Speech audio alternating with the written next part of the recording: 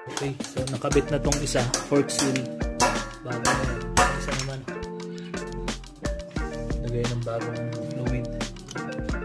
Ito mo, iba na yung kulay ah. Ready for pick up na. Pinakondisyon ko ulit ito, friend. Ilaw tayo. Kaya ka lang.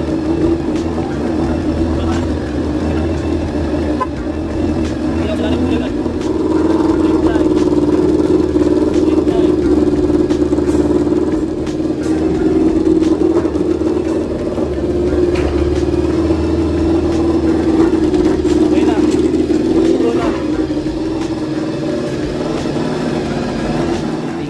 Na.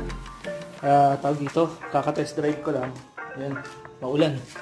Kaya puro putik, pati likod ko puro putik. Linisin ko lang para pagdating bukas, all good. So ang ginawa dito, pinalagay ko na yung fork seal